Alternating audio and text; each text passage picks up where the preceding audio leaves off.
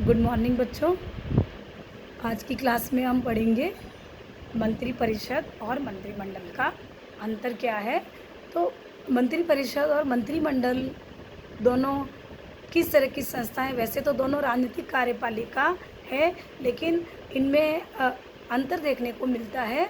अक्सर आपके एग्ज़ाम में भी ये क्वेश्चन पूछा जाता है कि मंत्री परिषद और मंत्रिमंडल में क्या अंतर है या क्या भेद है। तो हम देखें तो बच्चों, मंत्री परिषद, वैसे अगर हम राजनीतिक कार्यपालिका की बात करते हैं तो हम मंत्री परिषद का उल्लेख करते हैं। तो मंत्री परिषद एक व्यापक, एक वृहद संस्था है, एक व्यापक समिति है जिसमें राजनीतिक कार्यपालिका के समस्त सदस्य आ जाते हैं। चाहे वह मंत्री है,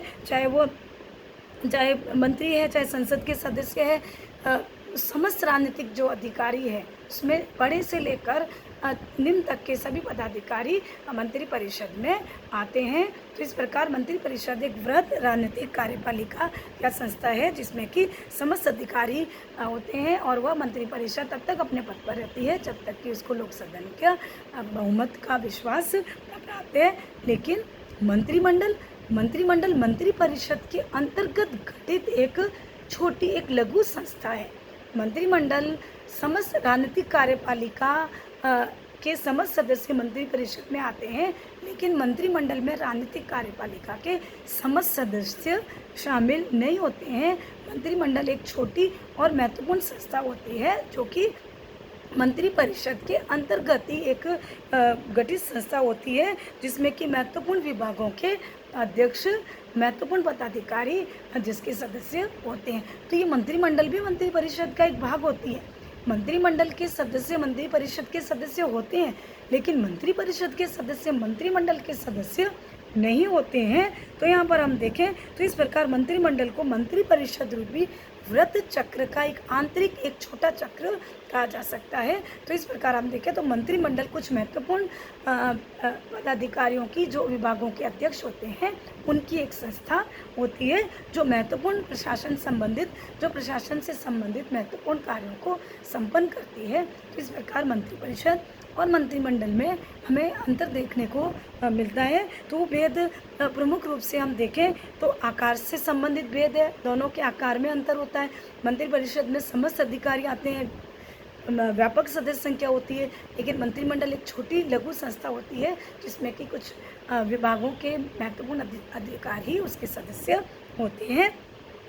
पद संबंधित भेद में देखें तो अपने पद में मंत्रिमंडल के अधिकारी महत्वपूर्ण पद पर आसीन होते हैं, लेकिन मंत्री परिषद के जो कुछ अधिकारी हैं जो नीचे के, वह उनका पद इतना महत्वपूर्ण नहीं होता है। मंत्रिमंडल में केंद्रीय स्तर के मंत्री उसके सदस्य होते हैं जो महत्वपूर्ण विभागों के अध्यक्ष होते हैं, लेकिन मंत्री परिषद में उप मंत्री, संसदीय सचिव, इस तरह के विभिन्न पदाधिकारी भी उसके सदस्य होते हैं। तो इस प्रकार उनके सदस्यों के पद नाम में भी अंतर होता है। फिर वेतन संबंधित अंतर, जब पद में अंतर होता है तो वेतन में भी अंतर देखने को मिलता है। मंत्री परिषद के सदस्यों का वेतन जो है वह मंत्रिमंडल के सदस्यों की तुलना में बहुत कम होता है। मंत्रिमंडल के सदस्यों का वेतन काफ़ी ऊंची लेवल का होता है, उनसे लगभग 50% ज़्यादा होता है। तो इस प्रकार हम देखें तो वेतन का अंतर होता है।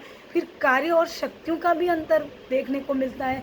कार्य और शक्ति में मंत्रिमंडल के जो सदस्य होते हैं, जो महत्वपूर्ण विभागों के मंत्री होते हैं, उनके कार्य और शक्तियाँ काफ़ी महत्वपूर्ण और इम्पोर्टेंट होती है। वह अपने विभागों के प्रधान होते हैं, अध्यक्ष होते हैं, लेकिन मंत्री परिषद के जो अन्य सदस्य होते हैं उनका नीति निर्माण में या निर्धारण में इतना महत्वपूर्ण योगदान नहीं होता है जितना कि मंत्रिमंडल के सदस्य नीति निर्धारण में महत्वपूर्ण भूमिका निभाते हैं और महत्वपूर्ण उनका योगदान रहता है। तो इस प्रकार हम देखें बच्चों तो मंत्री परिषद और मंत्रिमंडल में अंतर होता है, लेकिन फिर भी दोनों राजनीतिक कार्यपालिका के महत्वपूर्ण भाग होता है। दोनों में राजनीतिक कार्यपालिका में ही आते हैं, और मंत्री परिषद जो त्यागपत्र सरकार देती है वो समस्त मंत्री परिषद का त्यागपत्र माना जाता है, न कि मंत्रिमंडल का त्यागपत्र होता है। तो इस प्रकार मंत्री परिषद सामूहिक रूप से लोक सदन के प्रति उत्तरदायी होती है, न कि मंत्रिमंडल। तो इस प्रकार हम देखें तो दोनों संस्थाएं हैं, एक दूसरे की पार्ट है। अब हम देखें मंत्रिमंडल का कार्य किस प्रकार होता है, मंत्रिमंडल किस प्रकार क्या उसकी कार्य पद्धति होती है। तो यहाँ हम देखें कि ब्रिटेन में मंत्रिमंडल चूँकि एक वैधानिक स्थिति में हम देखें तो मंत्रिमंडल सम्राट की एक परामर्शदात्री समिति मात्र आज भी है, लेकिन वास्तविक स्थिति ये है कि मंत्रिमंडल वास्तविक रूप से कार्यपालिका शक्तियों का प्रयोग करती है। तो हम देखें तो सम्राट जॉर्ज प्रथम के समय से ही सम्राट मंत्रिमंडल की अध्यक्षता नहीं करता, या उसने मंत्रिमंडल की अध्यक्षता करनी बंद कर दी थी। अब एक स्वीकृत सिद्धांत बन गया है कि वहाँ मंत्रिमंडल की जो अध्यक्षता है वह प्रधानमंत्री करता है। जब संसद का अधिवेशन चल रहा होता है तो सप्ताह में मंत्रिमंडल की 2 बैठक होती है, और जब संसद का अधिवेशन नहीं चल रहा हो तो मंत्रिमंडल की सप्ताह में 1 बैठक होती है। तो इस प्रकार मंत्रिमंडल की बैठकें बुलाना, उसका संचालन करने का जो अधिकार है, जो शक्ति है, वो प्रधानमंत्री की होती है। प्रधानमंत्री संसदीय कार्यक्रम, विदेश नीति का और विभिन्न राष्ट्रीय नीतियों से संबंधित विषयों का निर्धारण करने के लिए मंत्रिमंडल की बैठकें बुलाता है। इस प्रकार मंत्रिमंडल अपने कार्यों का संचालन करने के लिए अपना एक सचिवालय होता है मंत्रिमंडल परिषद का, और उसमें विभिन्न समितियां, विभिन्न अधिकारी होते हैं जो मंत्रिमंडल के कार्य संचालन में सहयोग देते हैं। तो इस प्रकार मंत्री परिषद ब्रिटेन की महत्वपूर्ण संस्था है, जो महत्वपूर्ण एक कार्यपालिका संस्था है, जिसके हाथों में समस्त कार्यपालिका शक्तियाँ निहित होती है, जो प्रशासन की वास्तविक सत्ता का स्रोत होती है। अब हम बच्चों पढ़ेंगे मंत्रिमंडल की शक्तियाँ और कार्य क्या है। जो हम ये पढ़ रहे हैं बच्चों, इसी प्रकार की व्यवस्था भारत में भी है, क्योंकि हमारे देश में भी संसदीय प्रणाली है जो कि हमने ब्रिटेन से अपनाई है। तो जिस प्रकार हमने मंत्रिमंडल को पढ़ा, मंत्रिमंडल की विशेषताएं पढ़ी, मंत्रिमंडल की कार्य और शक्तियां पढ़ी है, तो हमारे देश की शासन व्यवस्था की भी लगभग उसी प्रकार की विशेषताएं हैं, या उसी प्रकार की व्यवस्था हमारे देश में भी चलती है। तो मंत्रिमंडल के कार्य और शक्तियाँ क्या हैं, क्योंकि मंत्रिमंडल का जो कार्य है उसकी शक्तियों का आधार वैधानिक या कानूनी न होकर परंपरागत है, क्योंकि ब्रिटेन का संविधान न तो निर्मित है न तो लिखित है। ब्रिटेन का संविधान एक विकसित और एक अलिखित संविधान है। उसमें से ब्रिटेन की महत्वपूर्ण संस्था मंत्रिमंडल भी उसी का एक संयोगवश परिस्थितियों का परिणाम है। या हम ये कह सकते हैं कि जिस प्रकार ब्रिटेन में राजतंत्र से लोकतंत्रीकरण का विकास हुआ, वैसे वैसे ब्रिटेन में मंत्रिमंडल की शक्तियाँ बढ़ती गई। तो ब्रिटेन में मंत्रिमंडल भी एक ऐतिहासिक संयोग का परिणाम है, या उसकी शक्तियाँ और उसके कार्य, तो हम उसको पढ़ेंगे। अगर हम एक वैधानिक स्थिति देखें, परंपरागत ब्रिटेन में जो स्थिति है कि वहाँ पर मंत्रिमंडल सम्राट की एक परामर्शदात्री समिति मात्र है। एक वैधानिक स्थिति ब्रिटेन में, क्योंकि ब्रिटेन के संविधान सिद्धांत में कुछ और है, व्यवहार में कुछ और है।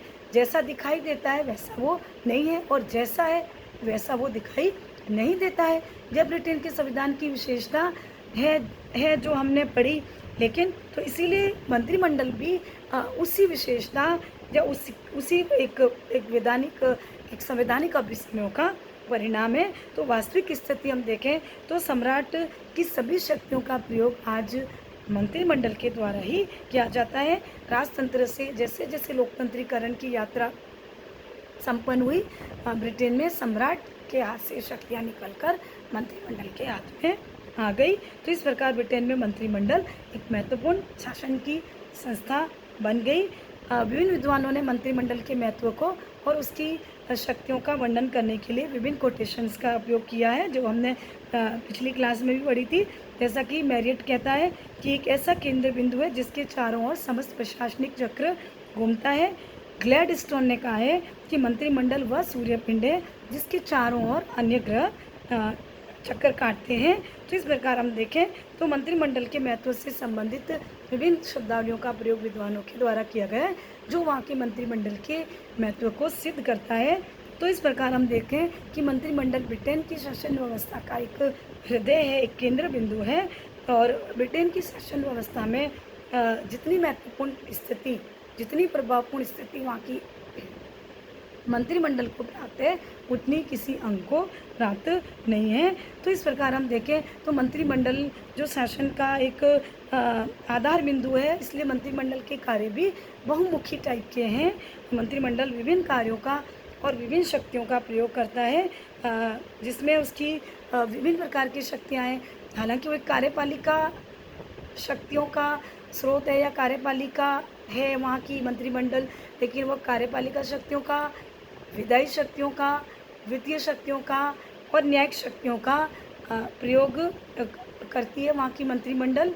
तो इस प्रकार हम देखें तो मंत्रिमंडल की जो शक्तियाँ हैं वो मेन कार्यपालिका शक्तियाँ हैं, लेकिन साथ साथ वह विधायी, प्रशासनिक, न्यायिक विभिन्न प्रकार की शक्तियों का मंत्रिमंडल के द्वारा प्रयोग किया जाता है। तो इस प्रकार हम देखें ब्रिटेन की जो मंत्रिपरिषद है, जो मंत्रिमंडल है, वो एक महत्वपूर्ण कार्यकारी अंग है या निकाय है, जिसका ब्रिटेन की शासन व्यवस्था में महत्वपूर्ण योगदान है।